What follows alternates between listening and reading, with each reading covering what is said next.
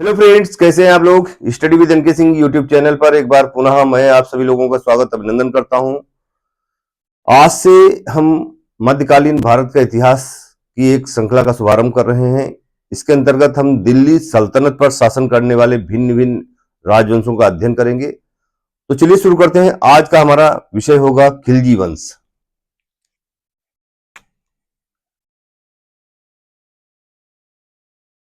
खिलजी वंश फ्रेंड्स, जैसा कि हम जानते हैं ये डायनेस्टी 1290 से 1320 तक चली।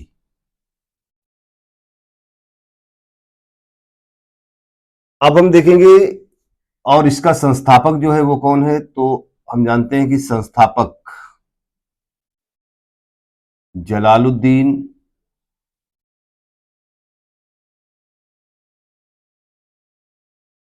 फिरोज खिलजी।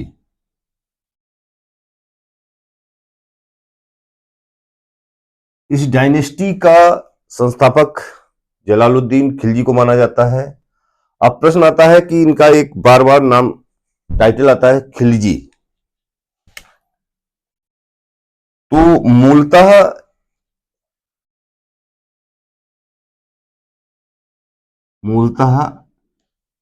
ये तुर्को अफगान थे। तुर्को अफगान थे।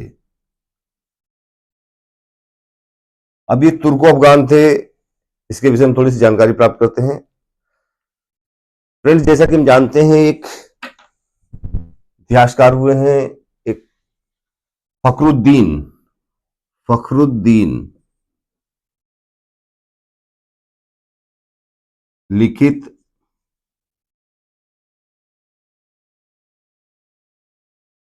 तारीख ए फखरुद्दीन मुबारक शाही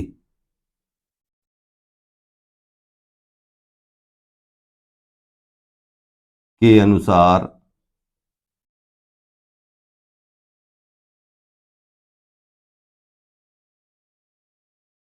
खिलजी वंश के संस्थापक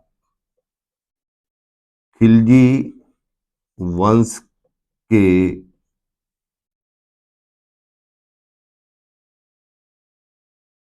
संस्थापक संस्थापक के पूर्वज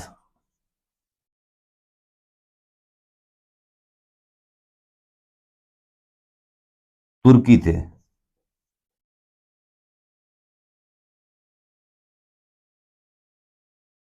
अफगानिस्तान में एक अफगानिस्तान की हेलमंद नदी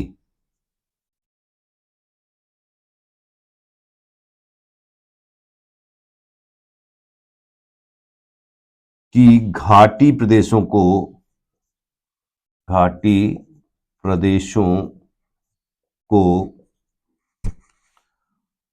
खलजी खलजी नाम से पुकारा जाता था।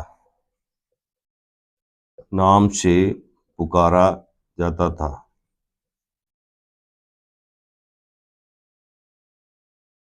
इसलिए इस घाटी में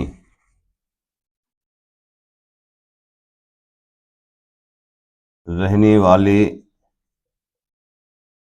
लोगों को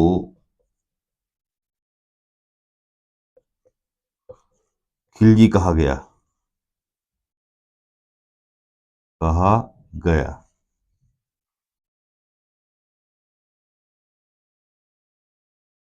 फिरोज खिलजी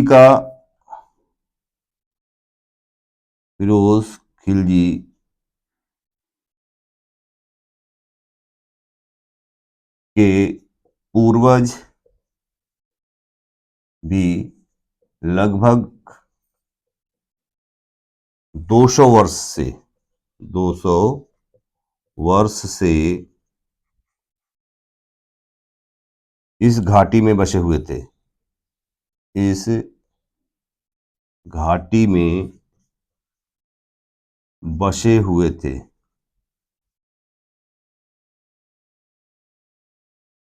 इनका रहन सहन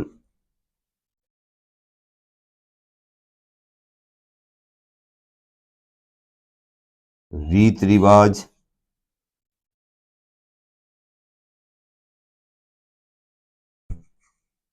अफगानों की तरह था।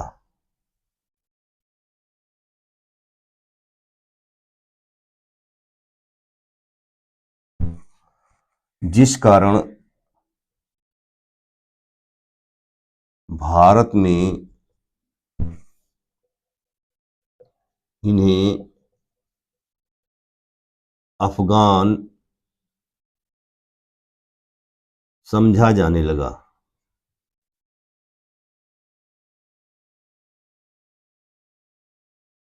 वास्तव में ये तुर्को अफगान थे। अगर हम बात करें फखरुद्दीन द्वारा लिखित तारीखे फखरुद्दीन मुबारक शाही में, तो फखरुद्दीन महोदय जो है वो इन्हें मूलतः इनके पूर्वजों को तुर्की मानते हैं। और ये खलजी नाम इसलिए इनका पड़ा कि अफगानिस्तान में एक नदी बहती है, एक नदी प्रवाहित होती थी जिसका नाम हुआ करता था हेलमंद नदी। और उस नदी घाटी जो घाटी है, उस घाटी को खलजी नाम से पुकारा जाता था। मार्क माई सेंटेंस, उस घाटी प्रदेशों को खलजी बोला जाता था और इसीलिए वहां पर निवास करने वाले लोगों को खिलजी कहा गया। क्योंकि जलालुद्दीन फिरोज खिलजी के पूर्वज भी इस घाटी में लगभग 200 सालों से बसे हुए थे, इसलिए इनको खिलजी कहा गया। और इनके रीति रिवाज और रहन सहन अफगानों से मिलते थे, इसलिए भारत में इन्हें अफगान समझा जाने लगा। कुल मिलाकर के ये खिलजी वंश की उत्पत्ति कैसे हो रही है, मैं इस बात को समझाने का प्रयास कर रहा हूं। और बाद में यही खिलजी वंश के लोग, ये जो खिलजी वंश के लोग हैं, ये महमूद गजनवी और मोहम्मद गोरी के साथ भारत में आए और यहाँ सेना में और प्रशासनिक पदों पर, भिन्न भिन्न पदों पर विराजमान रहे और इस तरीके से इस वंश की नींव पड़ी। स्क्रीनशॉट लेना है तो ले सकते हैं, चर्चा को आगे बढ़ाते हैं।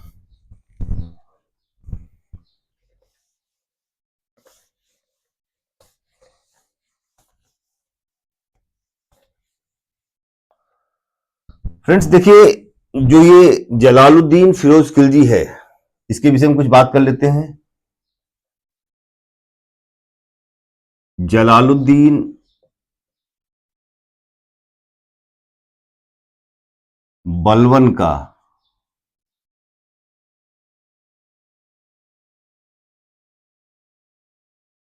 सर ए बहोदार,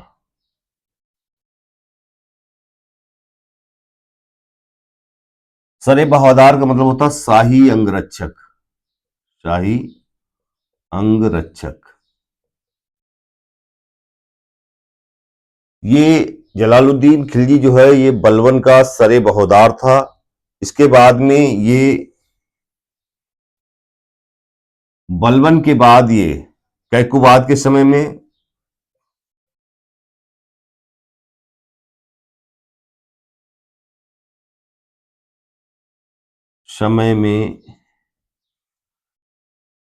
वह आरिज ए मुमालिक,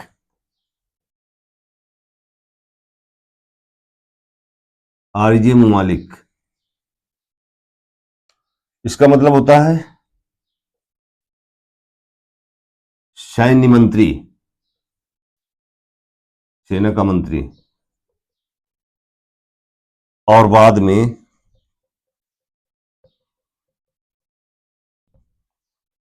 सेनापति बना।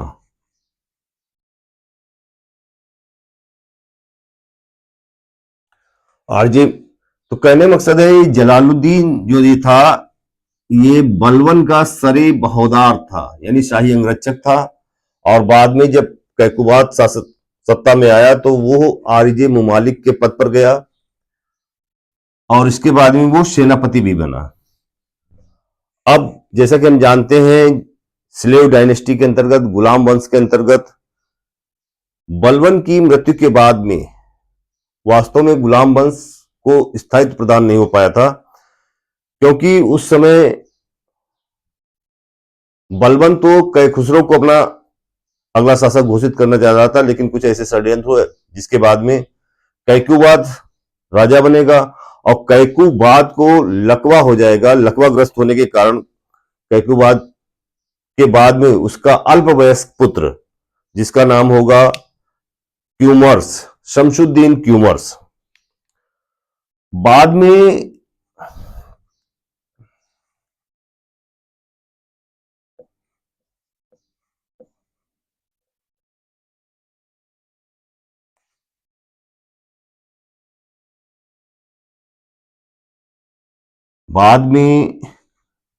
कैकुबाद के अल्पवयस्क पुत्र यानी शमशुद्दीन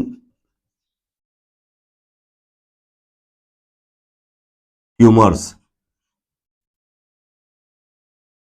के रीजेंट के रूप में इसे दरबार में लाया गया।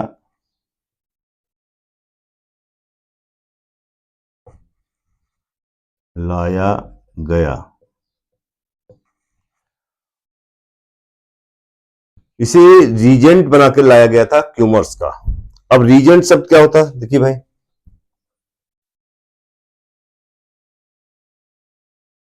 रीजेंट का शाब्दिक अर्थ होता है राजप्रतिनिधि।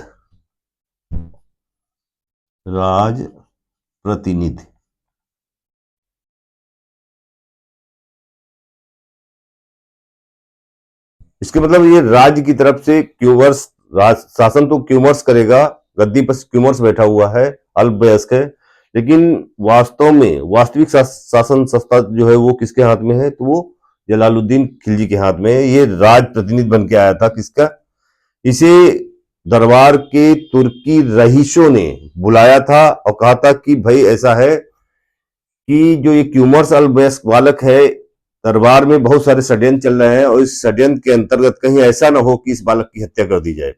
इसलिए आप ऐसे कह सकते हो कि रीजेंट, या रीजेंट को हम दूसरे शब्द में ये कह सकते हैं कि संरक्षक। तो इसको तुर्की रईसों के द्वारा रीजेंट बना के प्रस्तुत किया गया था दरबार में। और रीजेंट तब बनाया जाता था, रीजेंट बनने की 3 कंडीशंस होती थी। रीजेंट कब कब बनेगा, तो देखिए, एक तो जब राजा रानी अनुपस्थित हो,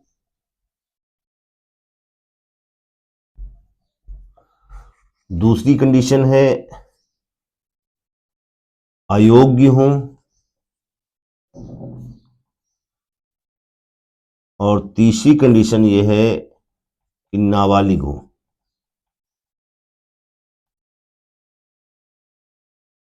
देखिए, ये तीसरी कंडीशन थी कि क्यूमर्स जो था वो नाबालिग था, यानी किसी भी व्यक्ति का रिप्रेजेंटेटिव, किसी भी राजा का रिप्रेजेंटेटिव तब बनाया जाता था या तो राजा रानी अनुपस्थित हो और उसकी अनुपस्थिति के कारण गद्दी खाली हो, और दूसरा है कि या तो वो अयोग्य हो, शासन सत्ता जो है संभालने के काबिलियत न हो उनमें, और तीसरा है कि वो नाबालिग हो।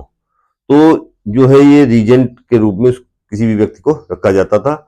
तो हम इन नटसेल ये कह सकते हैं कि क्यूमर्स के रीजेंट के रूप में, क्योंकि क्यूमर्स एक अल्पवयस्क बालक है और उसका शासनकाल बहुत ही अल्प है, बहुत ही अल्प, मात्र 3 महीने का शासनकाल है। और जिस डर के कारण अमीर तुर्की जो रईस थे उन लोगों ने जलालुद्दीन को इसका रीजेंट बना के बुलाया था, आखिर हुआ भी वही, और इस क्यूमर्स की षड्यंत्र के चलते हत्या हो गई। अब कुछ हिस्टोरियंस, कुछ इतिहासकार कहते हैं कि इस क्यूमर्स की हत्या स्वयं जलालुद्दीन के इशारे पर की गई, और कुछ कहते हैं नहीं, ऐसा नहीं है। तो इसमें इतिहासकार मतैक्य नहीं है। मुद्दा कुछ भी हो, लेकिन जिसका डर था वही हुआ। अंततोगत्वा क्या होगा कि ये क्यूमर्स की हत्या हो जाएगी, और क्यूमर्स की हत्या होने के बाद अब दिल्ली की गद्दी पर बैठेगा कौन, तो मूल प्रश्न ये है कि दिल्ली की गद्दी को टेक ओवर करेगा जलालुद्दीन फिरोज खिलजी और यहां से खिलजी वंश की स्थापना होगी। स्क्रीनशॉट लेना चाहते हैं तो ले सकते हैं। थोड़ी जगह खाली करते हैं।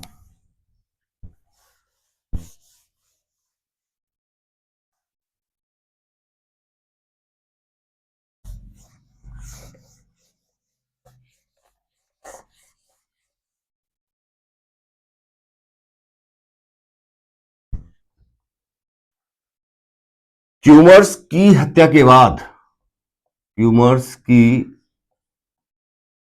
हत्या के बाद जलालुद्दीन ने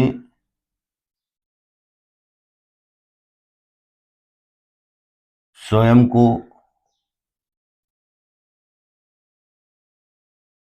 दिल्ली का सुल्तान घोषित कर दिया। दिल्ली का सुल्तान घोषित कर दिया और कैकुबाद के द्वारा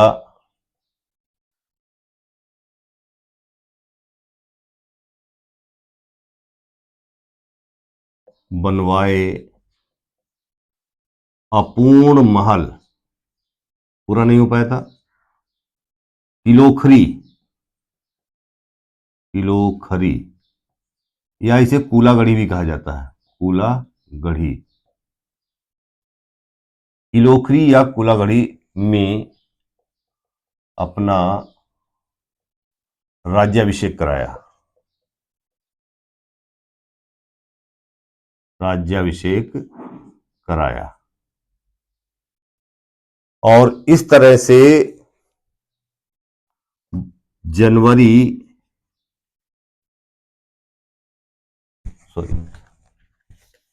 इस तरह से जनवरी 1290 में जलालुद्दीन गद्दी पर बैठा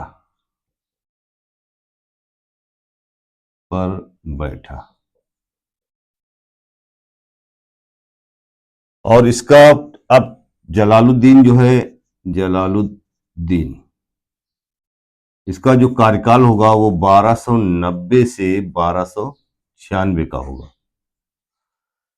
देखिए, ऐसा नहीं है कि उस समय में दरबार में तुर्की या उच्च कोटि के रईसों की कोई कमी थी, लेकिन फिर भी और ये जलालुद्दीन कोई बहुत बड़ा उच्च कोटि का, ये बहुत बड़ा उच्च कोटि का कोई सरदार भी नहीं था, कोई हाई लेवल नोबल नहीं था, एक लो लेवल नोबल था, एक निम्न कोटि का सरदार था।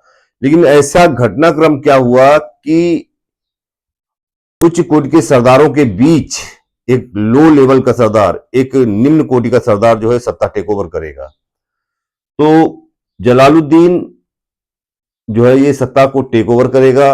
अब जलालुद्दीन सबसे पहला कार्य ये करेगा, 1290 में जनवरी में इसने सत्ता टेक ओवर करी और उच्च कोटि के सरदारों को दरकिनार कर दिया गया। इसने जैसे ही सत्ता टेक ओवर की तो तुर्की रईसों को साइडलाइन करना शुरू किया और अपनी पसंद के लोगों को उच्च पदों पर बैठाना शुरू किया। इसी समय एक छोटा सा वर्णन मिलता है सिद्धि मौला बाबा का। सिद्धि मौला बाबा का एक व्यक्ति हुए हैं सिद्धि मौला बाबा, चर्चा करना आवश्यक समझ रहा हूं। सिद्धि मौला बाबा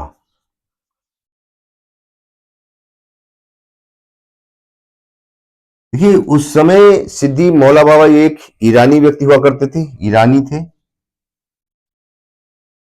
इनकी उस समय प्रसिद्धि बहुत ही चरम पर थी। इनकी प्रसिद्धि जो थी, प्रसिद्धि चरम पर थी। अनुयायियों की संख्या बहुत थी, कह सकते हैं कि अनुयायियों की संख्या बहुत थी।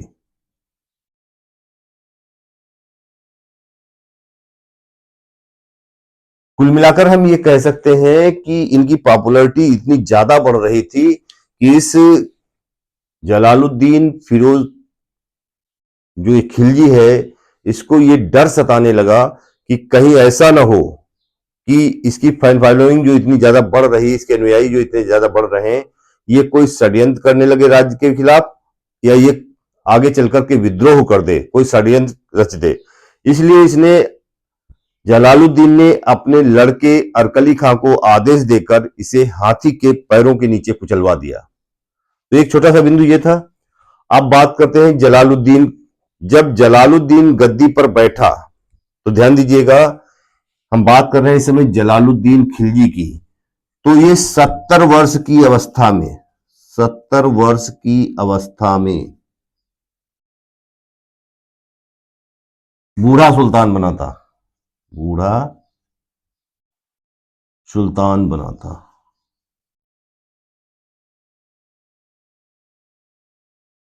और चूंकि हम जानते हैं कि जलालुद्दीन खिलजी जो है वो उच्च कोटि का, यानी हाई लेवल नोबल नहीं था, ये एक लो लेवल नोबल था, अर्थात उच्च कोटि का सरदार नहीं था, ये निम्न कोटि का, यानी उच्च लेवल या उच्च कोटि के सरदारों के बीच से एक निम्न कोटि का सरदार इमर्ज होकर के आ रहा है, उभर के सामने आ रहा है।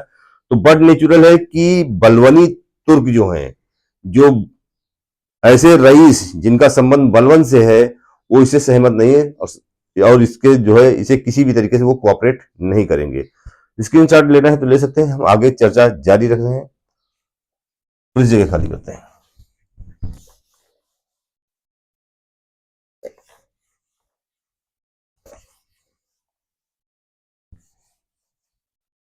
जी हाँ फ्रेंड्स, हम बात कर रहे हैं जलालुद्दीन खिलजी की। जलालुद्दीन खिलजी, जलालुद्दीन खिलजी, पहली बात तो यह है कि ये क्यूमर्स के रीजेंट के रूप में आया था, रीजेंट के रूप में आया था।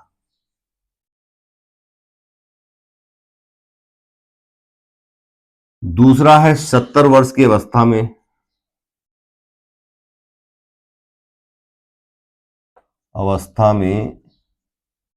सुल्तान बना।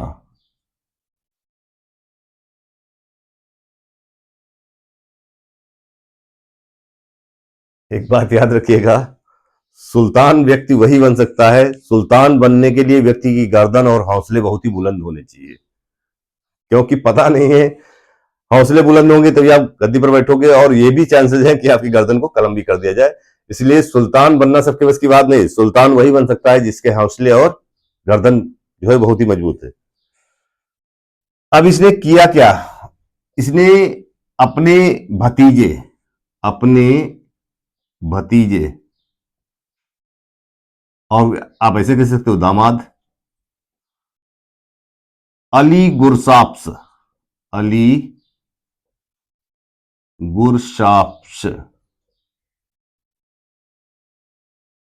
ये अलाउद्दीन का नाम है, मूल नाम है अलाउद्दीन। अपने भतीजे और दामाद अली गुरशाप्स को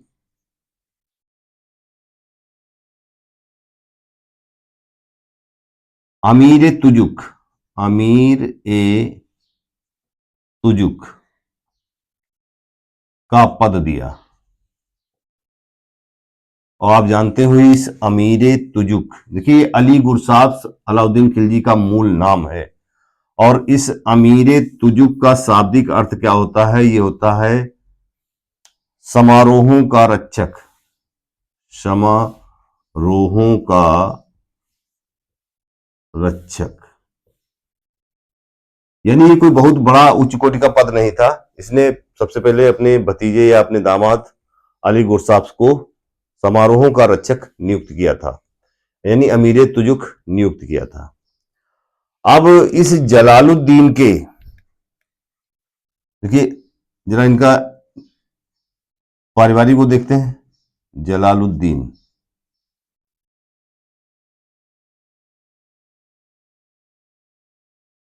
खिलजी के जरा पारिवारिक पृष्ठभूमि इनकी देखते हैं। देखिए इसका एक पुत्र है, एक नाम है अरकली खां, एक नाम है रुकनुद्दीन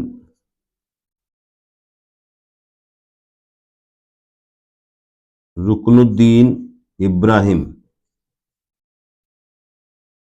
या इसे कादिर खां के नाम से भी जाना जाता है, कादिर खां। और एक नाम है मलिकाए जहां, मलिका ए जहां। और एक नाम है इसी से जुड़ा हुआ, अली गुरसाप्स, अली गुरसाप्स, अली गुरसाप्स। ये अली गुरसाप्स कोई और नहीं, अलाउद्दीन खिलजी ही है। ये देखिए, जो ये अरकली खां है ये बड़ा पुत्र है, रिश्ता कायम करते हैं, बड़ा पुत्र है ये छोटा पुत्र है, और ये पुत्री है, और ये भतीजा या दामाद है, भतीजा या दामाद कह सकते हो।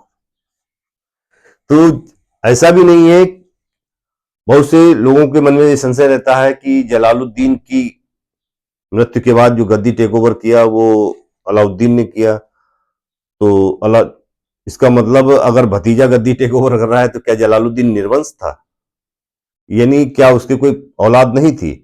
नहीं, उसके भी दो दो बेटे हैं, एक पुत्री है। वो क्या करेगा, इस मलिकाए जहां की शादी या विवाह जो है वो अली गुरसाप्स अपने भतीजे के साथ कर देगा। यही इसका सगा भतीजा है, यही इसका सगा दामाद भी है।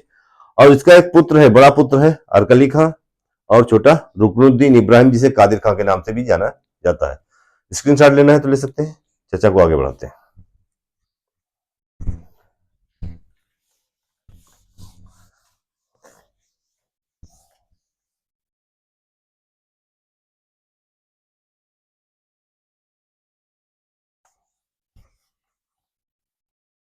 जैसा कि अभी हमने कहा कि ये मूलतः तुर्को अफगान था।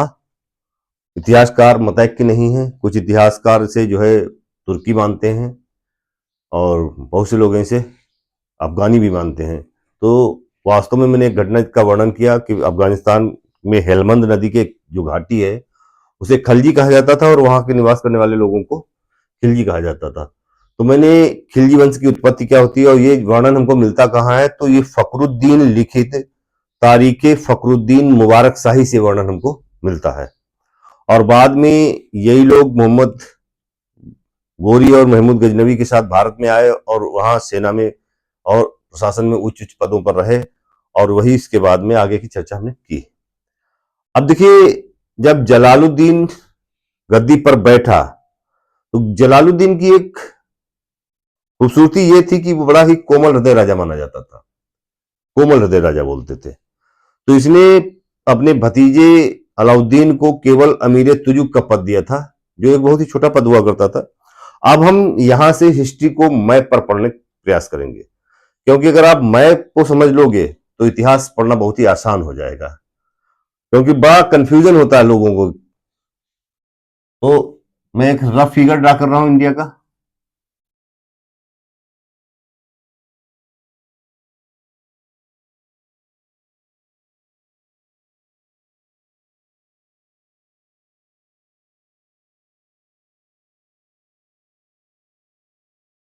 देखिए, एज्यूम कर लीजिए, एग्जैक्ट तो नहीं हो सकता है, लेकिन आप एज्यूम कीजिए कि भारत का नक्शा है, और आप जानते हैं कि यहां कहीं पर मान लो ये कोई जगह है जिसका नाम है दिल्ली, और इसी दिल्ली की सत्ता के लिए, इसी दिल्ली की गद्दी के लिए तब भी संघर्ष होते थे, और इसी दिल्ली की गद्दी के लिए आज भी संघर्ष हो रहे हैं। एनी हाउ, तो ये दिल्ली है, और यहां पर एक जगह पड़ेगी जिसको बोलते हैं कड़ा मानिकपुर।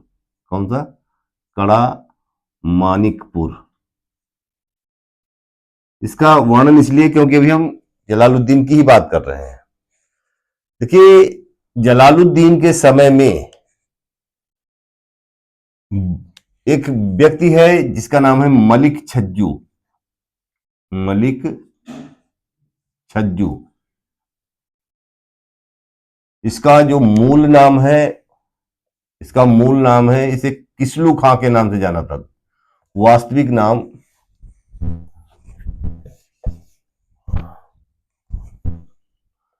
वास्तविक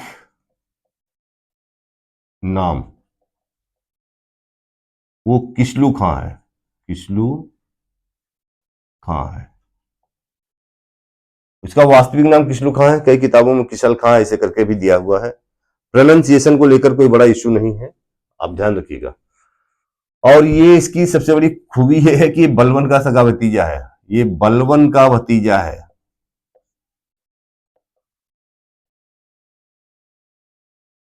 ये जो है तो हम पढ़ने जा रहे हैं जलालुद्दीन के समय में ही मलिक छज्जू का विद्रोह,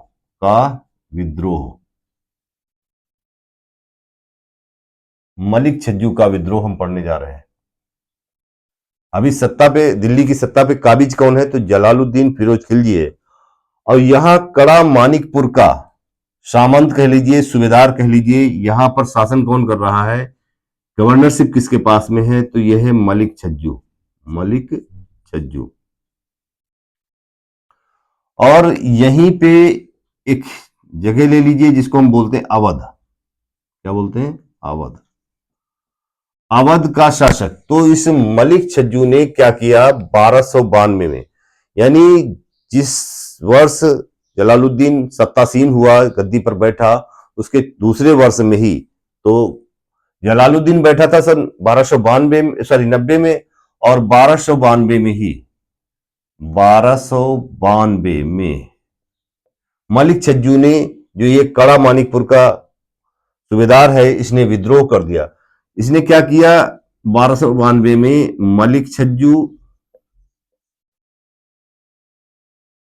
प्लस ये अवध का शासक, अवध का शासक, इन दोनों ने कंबाइंड रूप से विद्रोह कर दिया। क्या कर दिया, विद्रोह किया। मलिक छज्जू ने अवध के शासक को अपनी तरफ मिला लिया था, विश्वास में ले लिया था, विद्रोह कर दिया। अब विद्रोह किसके खिलाफ किया, तो जलालुद्दीन के खिलाफ, जलालुद्दीन के खिलाफ ये विद्रोह करेंगे। और इस विद्रोह को दबाने के लिए, इसे दबाने के लिए जलालुद्दीन अपने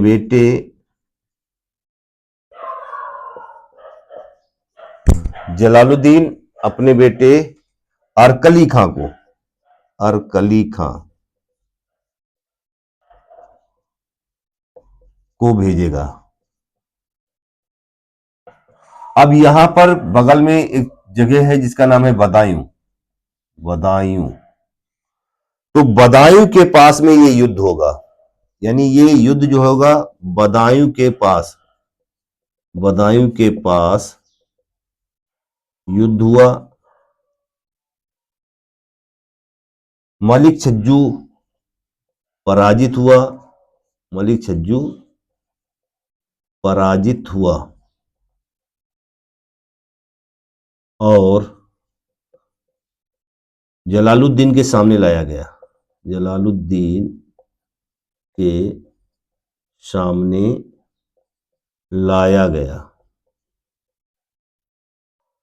लेकिन आपको जानकर हैरानी होगी कि जलालुद्दीन खिलजी ने मलिक छज्जू को माफ कर दिया। न सिर्फ माफी किया, बल्कि उसने इन्हें कड़ा मानिकपुर से हटा करके मुल्तान का गवर्नर बना दिया। तो इस घटना से भी ये पता चलता है कि जो जलालुद्दीन खिलजी था वो एक कोमल हृदय राजा था।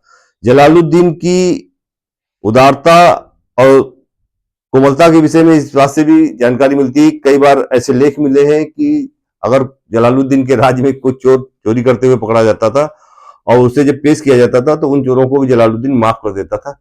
इस तरीके की तमाम घटनाएं ये साबित करती हैं कि जलालुद्दीन खिलजी 70 वर्ष का एक बूढ़ा सुल्तान, वो बड़ा ही कोमल हृदय था। तो इस चर्चा को हम जारी रखेंगे। अभी तो मलिक छज्जू का विद्रोह तक हम पहुंचे हैं। वीडियो अत्यधिक लंबा ना हो जाए इसलिए मैं अपनी वाणी को यहीं पर विराम दे रहा हूं, और इसके आगे की चर्चा जो है हम नेक्स्ट वीडियो में करेंगे।